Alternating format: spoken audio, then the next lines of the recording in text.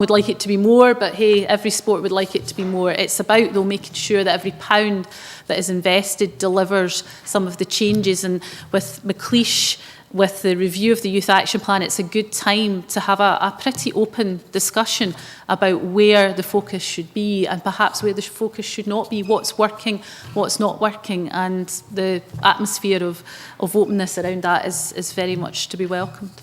Has there been an audit process to ensure that we are getting that value? Yeah, I mean, Sports Scotland have a very clear performance management framework around with every governing body for the public money that they receive.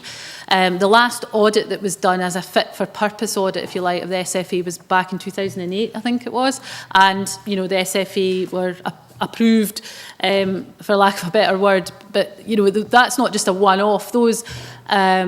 Those monitoring and that performance management is an ongoing dialogue. It's a partnership, essentially. I mean, it's in everybody's interest to make sure that everything is clear for everyone to see in terms of what's going in, but also importantly what the outcomes are for that investment, whether that's football or any other sport. And can you see from that, Minister, that whether the money, this £12.5 million and whatever else has gone since then, whether that's going to clubs in the the Premier League, or is it getting down to the clubs that are the Wraith Rovers or the Clydes and Mac constituency?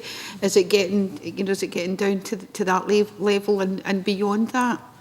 Maybe Stuart be better to introduce. If I can pick this up, it's important to understand what we mean by this £12.2 million, which is the figure we're talking about. That was a 10-year commitment for the Youth Action Plan. Of that 12.2 million, 2.2 million has gone to women and girls football, which has covered the appointment of key staff to coach and administer the game, as well as setting up of various teams and initiatives to do with the running of the girls and women's game across Scotland. The £10 million over 10 years, i.e. £1 million a year, is paid to clubs primarily for operating under 11, 12s and 13-year-old teams and encouraging the development of youth players at those levels. The SFA tops that figure up for clubs that have under 14s, 15s and 17s, as Mr Sinclair referred to earlier. The whole process is audited. Sports Scotland have worked with us in managing the process because, as the Minister said, the first tranche of money has been delivered through the big lottery, and part of our commitment was to make sure that there was a transparent and auditable process in place, and there's no reason why that process is going to change. So we are developing a huge number of under 13s through that process, as well as investing over 20% of the funding into women and girls football.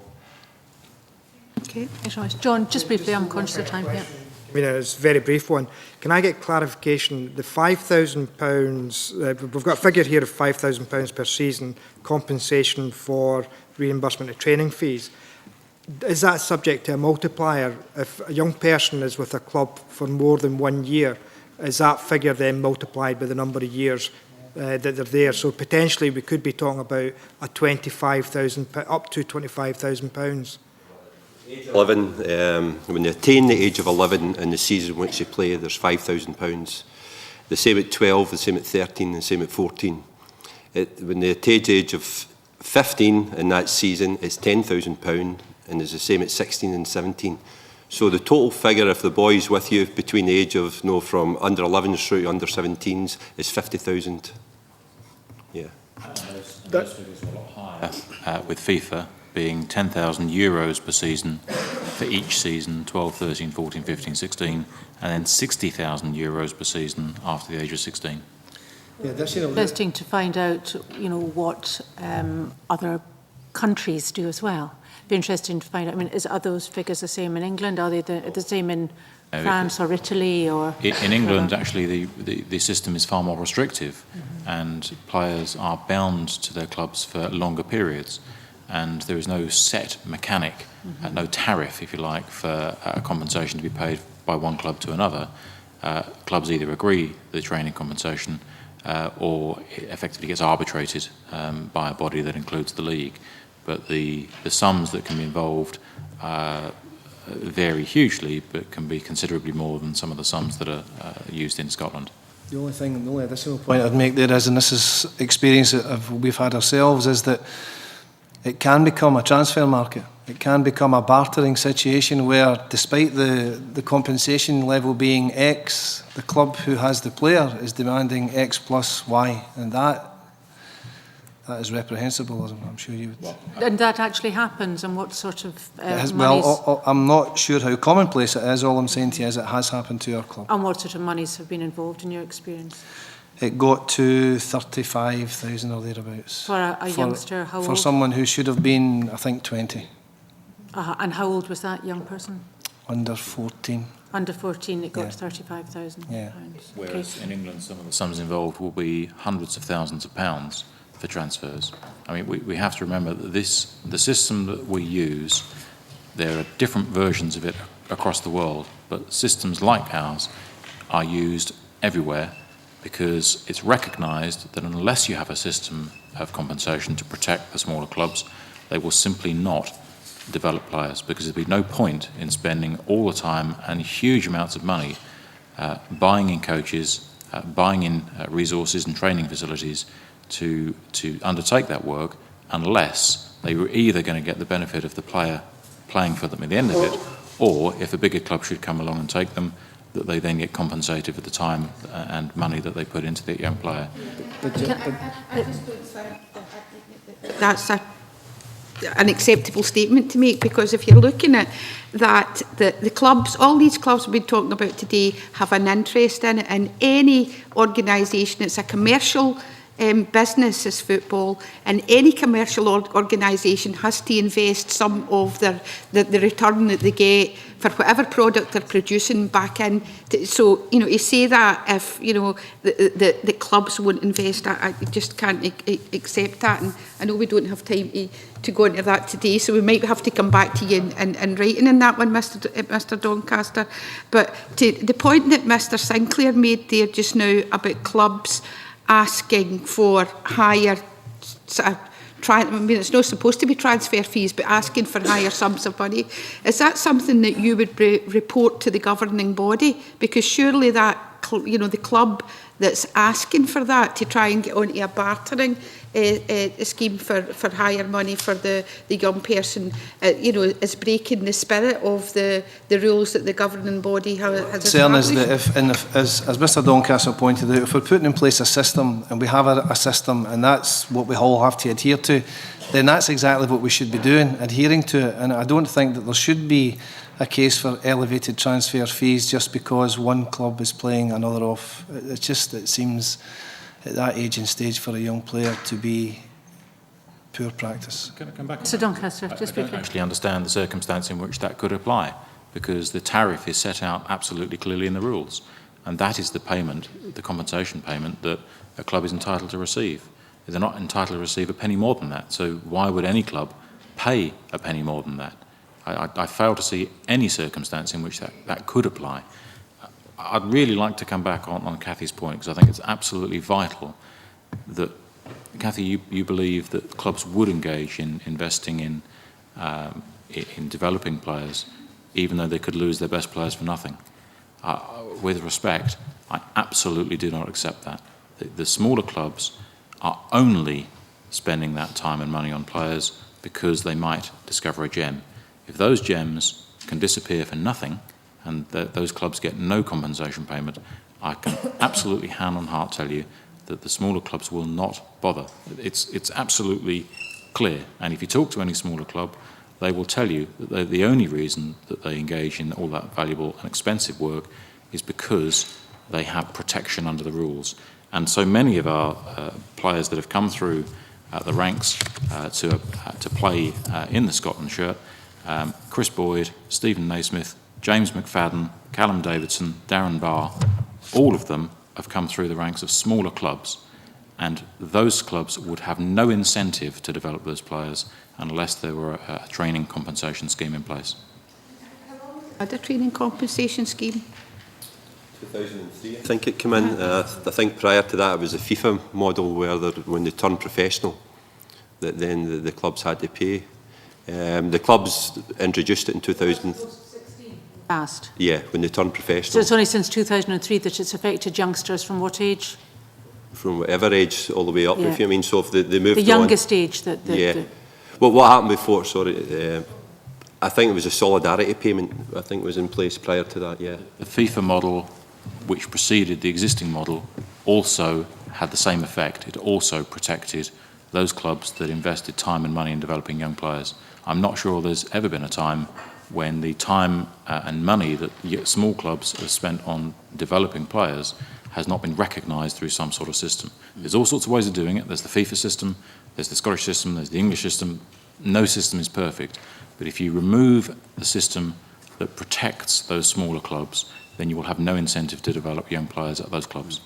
I'm conscious of the fact that you disagreed with Mr. Sinclair. I wonder if Mr. Sinclair would like to come back when you talked about instances where there have been much higher sums paid for youngsters. Well, it's a case, as Chris had mentioned earlier, that it's ourselves, Celtic and Hearts, who have the wherewithal to pursue young players. And all I would say to you is that we have been on the receiving end of such a deal. But can I ask why you would ever pay more than you're obliged to pay under the rules? Well, does market forces not then come into... Can I just say, if you'd come through the chair, I mean, I think there's certainly some issues here that are worth further exploration. Mr. Bailey, I believe you want to come in, and we will have to wind up. Yeah, I come back to my earlier comment about talking about youngsters as commodities and them being left open to the potential for economic exploitation. And I want to link that actually to the question that Trish Godman asked about whose responsibility. And I think the SFA, as the overarching body, have got a very clear responsibility in terms of setting the standards and monitoring the standards of this very difficult and sensitive issue, because we are dealing with hopes and aspirations for children and young people at the same time as making sure that they are not open to exploitation. And I would certainly urge the SFA to make that a key point that they attend to, and that duty of care with the review, that I really welcome the fact that that has been set up. And there's an opportunity, and we've already heard the stage in place that the Scottish Games at right now, there's an opportunity to look at how we best treat our young people to strike that balance of maintaining their rights at the same time as nurturing our elite talent, the very small number of elite talent. We have to take care of all of the children who are going to be part of that system. Thanks very much. We will have to curtail discussion there. Can I ask members, please, for suggestions about how we take this petition forward? Bill? Yeah, thanks, Convener. Just briefly, I think it's been a very, I hope members would agree with me that it's been a very worthwhile evidence session, and it's cleared up some matters and it's raised other issues that will be looked at as the review or the National Performance Framework Development, whatever you want to call it, progresses. I think there are two things that people would agree on, that the rights of the child are paramount and that duty of care is essential in making sure that those rights are preserved, and that the status quo is not an option. Mr McLeish said it in his Part 1, recommendations in my report are based on the need dramatically to improve all aspects of the youth game. Mr Reagan has agreed with that. In evidence today, he said that processes can be improved, and the SFA is willing to look at concerns raised by the petitioners, and I think we all welcome that.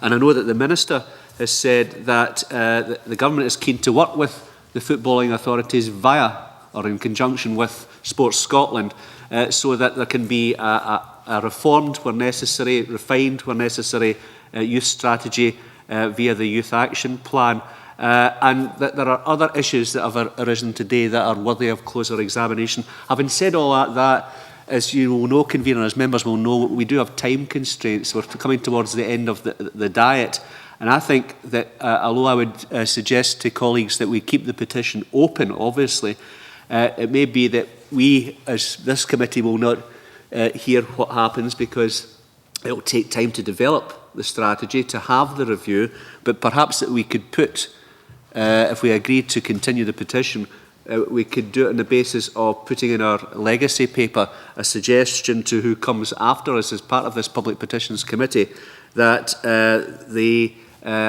football authorities and football clubs and the elected government can be requested by a future committee to discuss with the committee the results of that review and the results of that developed strategy, especially in relation to code of conduct, monitoring of standards, what Mr Sinclair said about the greater clarity necessary regarding contractual stroke registration process. I hope I'm not misquoting you. And also, I think the overarching need, as everybody has agreed, and Tam Bailey has voiced just there, that there needs to be a recognition that compensation, while necessary, should not be in terms or in the perception of prices being placed in the heads of children. That should be separated out, and it should be a process which is closely monitored so that the rights of children are paramount. So those are just a few suggestions, Chair, as the way we, probably a future committee, could take this forward. Okay, thanks. Any other committee member? Is that agreed? I mean, given that there have been some issues raised today, I mean, obviously we're very keen and you know, take heart from the fact that, you know, some of these issues you've already committed to having a look at in the course of your review. And I think I'd just like to say on behalf of the committee, thank you very much for your attendance today. I think it's been a very constructive discussion. Certainly the last thing this committee wants to do is to run Scottish football. That's best done by yourselves. But I mean, Cathy Craigie probably wants to. But thank you very much for your attendance. And I think it probably is sensible, maybe just to keep this petition on the table in terms of the future and be able, you know, being able to return to it. And we look forward to hearing the results of your deliberations. And thank you very much for your attendance. And thank you to Trish Godman as well. Thank you. Should we have a break? Can we have a break just for a couple of minutes, please, while we move to item 2 on the agenda? Thank you.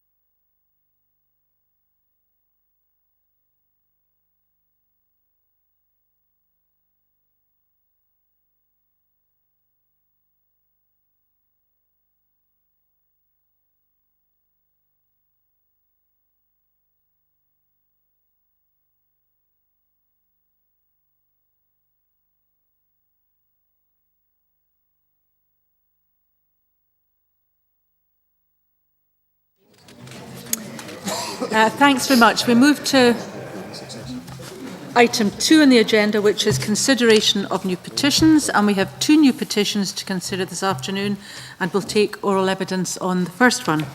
The first new petition is PE1319 by Michael Gallagher on green alternatives to incineration in Scotland. And can I welcome Michael Gallagher to the meeting? He's accompanied by Professor Paul Connett, St Lawrence University, USA, and Anne Coleman from the United Kingdom Without Incineration Network, who's attending in place of Shlomo Dowen. Dowen, I'm not sure the pronunciation. One of you is invited to make an opening statement of no more than 3 minutes, after which I'll invite members to ask questions. Over to you. I don't know who's going to be doing it. Mr. Gallagher? Yeah. Yes, anyway. Burning 1 tonne of waste represents the emission of up to 5 tonnes of CO2. 3 tonnes from making the products in our rubbish and up to 2 tonnes from burning it. Incineration recovers 1/10 of the energy used to make the products in our rubbish. In Invergordon, the Scottish Government, in particular their Appeals Directorate, ruled that incineration undoubtedly pollutes and should not be seen as a long-term solution in the move towards zero waste. Despite this, the Scottish Government says in its new zero waste plan, so-called zero waste plan, that we should burn around 1/4 of our waste because we will only ever be able to recycle 70%, and that's by 2025, 15 years away. But is this really the best we can do? Definitely not. Over the past year, South Oxfordshire District Council has doubled recycling to 73%.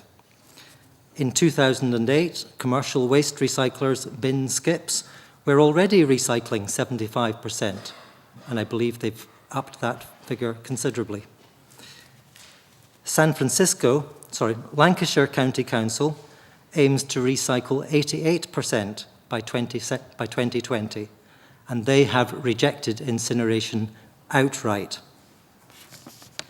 because of the long-term cost. San Francisco is recycling 77% and aims for 100% recycling by 2020. Why then does the Scottish Government say the best we can hope for is 70% recycling by 2025? Basically, the government is saying that Scots are too feckless to recycle properly. This is the triumph of despair over hope. That despair is now being felt by communities all over Scotland, desperately fighting against proposals for large incinerators on their doorsteps. Take Invergordon, for example. For 2 years, the community fought fiercely against proposals for a large waste incinerator. There was real fear amongst local people about emissions. To quote one resident, "At times it has been hellish thinking about being half a mile downwind from an incinerator that would belch toxic fumes at us." Local people were overjoyed when the council eventually refused planning consent. However, their joy was short-lived.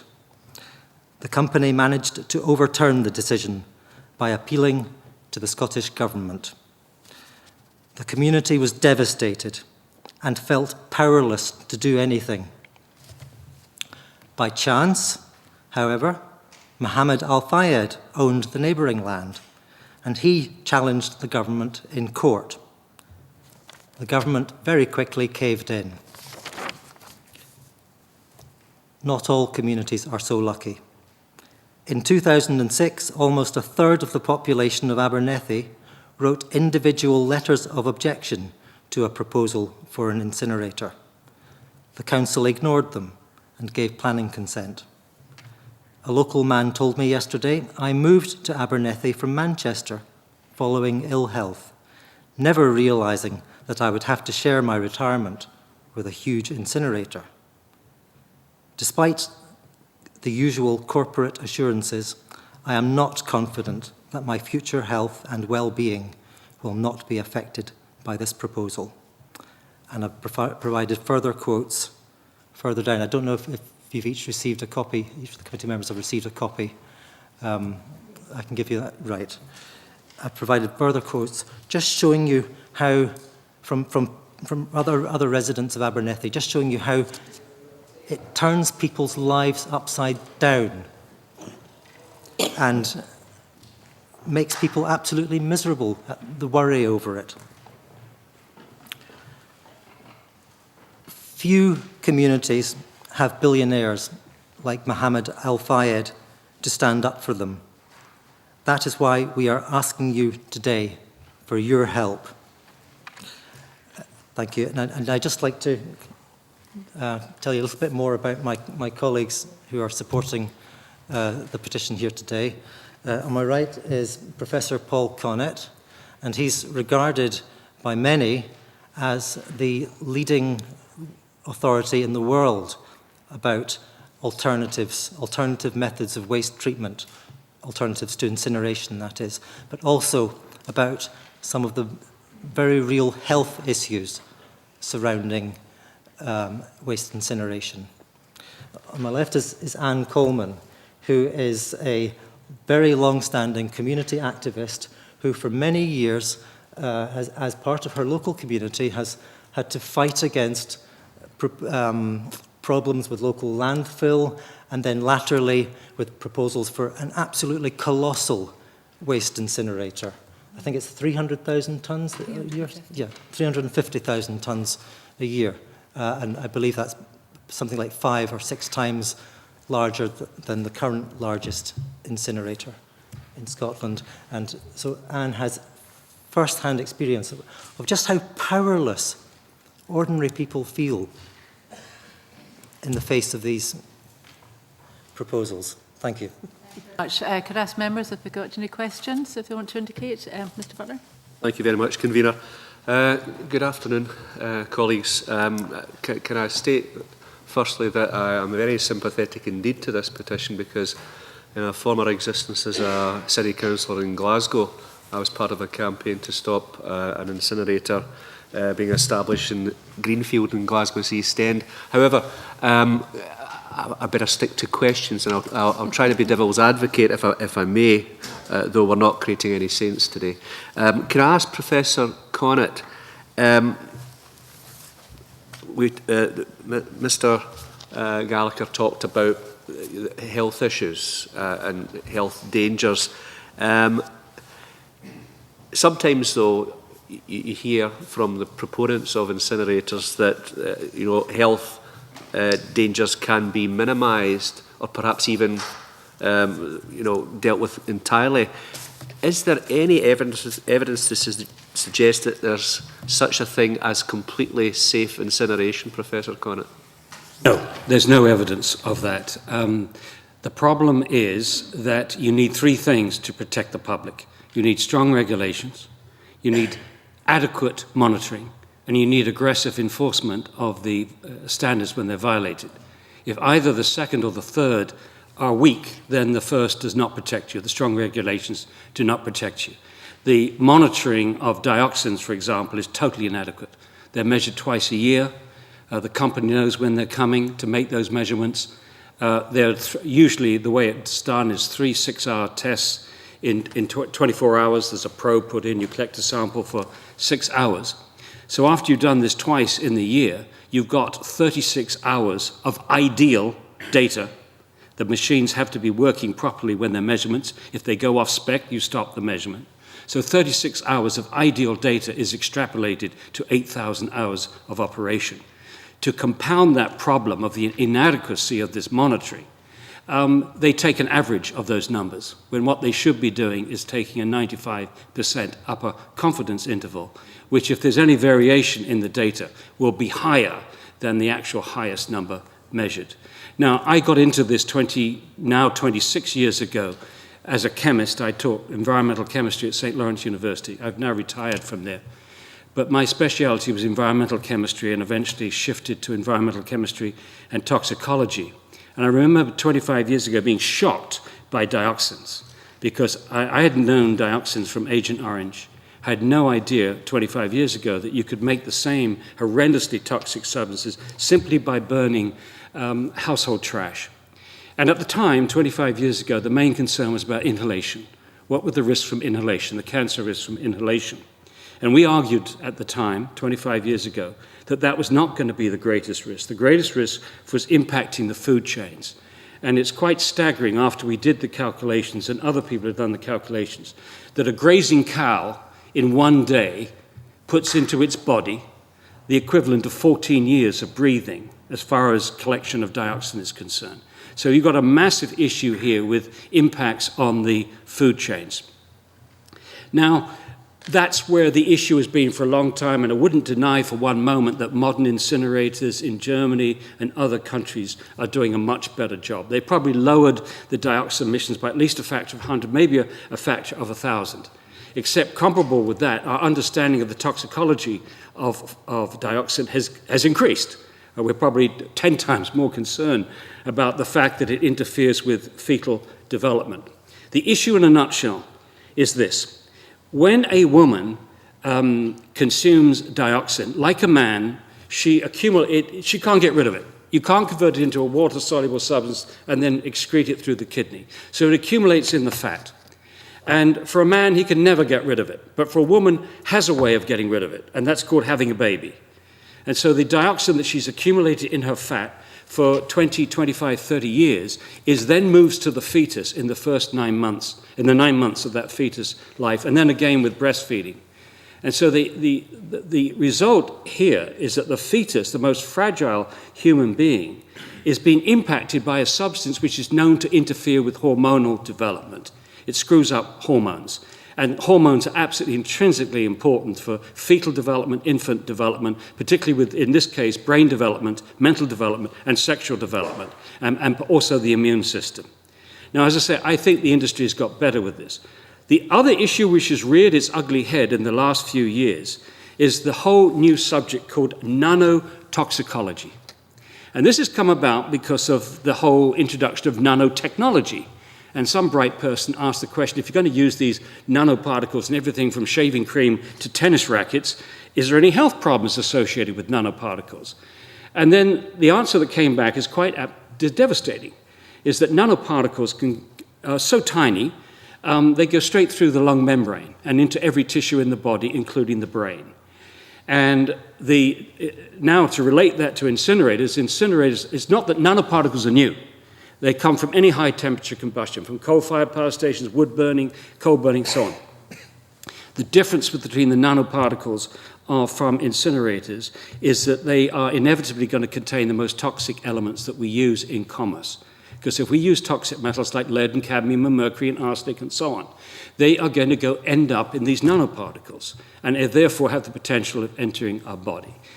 I'm sure Michael will make available to you, and if he doesn't, I can certainly do so, is a 33-page paper from Professor Vivian Howard, who I've known for many years, a fetal infant pathologist from the formerly with the University of Liverpool, now in Northern Ireland, who gave testimony in an incinerator hearing in Ringaskiddy on nanoparticles. It is the most brilliant, up-to-date summary of the issue from someone who I consider to be one of the brightest people I know. He actually wrote a book on not nanoparticles, ultrafine particles they were called, in 1999. And so he simply updated the review of the literature. What we need from governments, particularly regulatory agencies, who are telling the public, as the UK government is doing, that incineration poses no health threat. What we need from them is a scientific rebuttal which goes through all the evidence that Vivian Howard has produced, so that we can all be confident that his concerns, which are my concerns, are recognized, observed, and if they can, reject them, throw them out. I have not seen that done. And I haven't seen that done with a paper that appeared in the Environmental Health Perspectives in June of 2006 by, her name forgotten her name for the moment, but I can again get that to you. And I said the same thing then in 2006. Somebody from the industry or from government has to respond to the issues that are being raised in this paper, because it's very, very serious. But at the end of the day, after all the dust has settled on the dangers of incineration, what I argue is that even if you made incineration safe, i.e. you collected all the air emissions and you found a satisfactory way of dealing with the very toxic fly ash that's produced and the toxic bottom ash which is produced, overall 1/4 of the waste that goes into an incinerator comes out as this ash, about 10% fly ash, 90% bottom ash. After you found a way of making sure that you're capturing all these things, making sure your regulations are tight enough, making sure that you've got adequate scientific monitoring, which we don't have, and aggressive enforcement, and if you've done all that, you still wouldn't make it sensible. Because it simply does not make sense spending so much money destroying resources which we should be sharing with the future. So I think with the transition from the 20th century to the 21st century, the pendulum has switched from a concern, an obsession with toxicity, to now a much larger, more subtle concern about sustainability. And as Michael rightly pointed out, when you burn trash, you're wasting energy. To call these things waste-to-energy plants is a complete Orwellian term. They're a waste of energy. When you burn something, you have to go all the way back to the beginning and start the whole process of extraction, manufacture, shipment, and so on, all over again. Neither incinerators or landfills are sustainable, and I'd love at some time to talk about what the alternatives are. That was very illuminating, and I've learned much from what you have said, and especially nanotoxicology, because when I was involved in to some extent in the campaign, it was the mid-90s, so thank you very much. Would any other member like to ask questions? Nigel, you. Thank you very much, and good afternoon, colleagues, and thank you for waiting so long. I don't think it's ever been quite this long to get to the second one of the afternoon. I better declare an interest, particularly for the professor. I'm a chemical engineer by first profession, but it seems a little while back, and I was very grateful for your comments.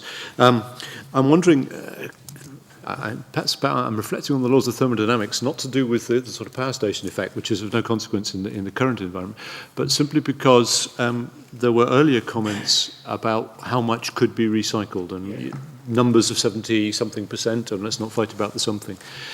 Can I get some view, please, as to how much of what is currently domestic waste actually could be recycled? Because I rather imagine that for one reason or another it isn't 100%, because actually you can never really reach 100%. Could you just address that issue, please? Absolutely, a very good question. I would say right now, in terms of what is recyclable and what is compostable and what is reusable, 85 to 90% could be reused, recycled, or composted. And where the whole zero waste issue comes in is when you get to this point, which is always the showstopper, is what are you going to do with the residuals? We agree with you with recycling, composting, and reuse, but what are you going to do with the residuals? And that's when the incinerator industry rushes in to fill the void. And what we're saying with zero waste is when you get to the point that the community has maximized recycling and composting, reuse, and so on, then instead of making the residuals disappear, you make them very visible. You make them very visible because the emphasis then has to shift. The message to industry from the community is if we can't reuse it, if we can't recycle it, if we can't compost it, then you shouldn't be making it. We need better industrial design for the 21st century. And that's it. Zero waste is understanding this issue as a design problem, not just a disposal problem. And in practical terms now, how do you do that miracle? How do you do it? The answer is, after you've done your recycling, reuse, and composting, and waste reduction initiatives, and economic incentives, and so on, at that point, you build in front of the landfill, not an incinerator to take the ash, but a residual separation and research facility. And you use some of this money, a huge amount of money that's being frittered away on incineration, to integrate the issue with higher education. So we get our professors and engineers and students who are interested in sustainability, and they literally study our mistakes. They use this as a laboratory. And we've already got one zero waste research institute now operating in Capanari in Italy, and they're coming back with designs to eliminate some of the things which are in there. But there are many, many other steps there. The tragedy of what's happening in the UK which goes a little bit beyond your question, but I hope you'll forgive me. The tragedy is, if I compare the United States with the UK for a moment, I started in 85. Between 85 and 95, over 300 incinerators were stopped. And since 1995, virtually no new incinerator has been permitted. A few have been expanded, old ones have been expanded, and there's always a lot of people on the edges trying to build gasifying pyrolysis plants and so on. But virtually the industry is dead as far as movement forward is concerned. Now, contrast that. For 1995, virtually no incinerator. Contrast that with UK. It's a pincushion of incinerator proposals. They're everywhere. I think the Independent said 80, and there's 16 in Scotland, and they could cost anything from a billion to £1 billion over their lifetime. So we're talking about a vast amount of money. And why is this? What is the tragedy? The tragedy is, maybe it was a good intention, is this landfill tax. You've got this escalating landfill tax, which is now going up at £8 a tonne as a surcharge. So you pay whatever the waste company wants for the landfill, but then you pay the government, now, this year, £48 a tonne. Now, what's the tragedy about this is that £48 a tonne is not being used to do anything to do with waste management. That is going into the central exchequer. There's no comeback. And what I think you need to drive this thing in the right way, and the end result, by the way, is that you're driving the waste hierarchy from the bottom up, from the very worst option, landfill, to the next worst option, incinerator, at enormous cost. You're going upwards instead of taking the hierarchy downwards from waste reduction, reuse, recycling, and composting. And you could do it. You could do it, and I hope that you can get this to your colleagues in Westminster. You could do it, and this is what I said to DEFRA, it's what I said in a meeting at the House of Commons, is you need a surcharge and a rebate system. Surcharge and rebates. So the money from the bad options goes to the government. The surcharge on landfill tax, surcharge on the bottom ash and fly ash, that goes to the central government. And then the central government gives rebates. And let me give you some off-the-head figures, because you need an economist to work this out. But it should be fiscally neutral. So the money that comes into the central government goes back to the communities to do the right thing. So you could have like £48 a tonne surcharge right now for landfilling, £12 a tonne rebate for every tonne you recycle, £24 a tonne rebate for every tonne that you compost, £36 a tonne for every tonne you reduce, and £48 a tonne for every tonne that you can demonstrate you have reduced. That would drive the system from the top downwards. And in addition, you could tweak the system even further by having economic incentives at the local level. And so the citizens, the simplest system, the one that's working in San Francisco, one container for the compostables, one container for the recyclables, one container for the residuals. The system is paid for. The compostables, you would get a rebate per pound.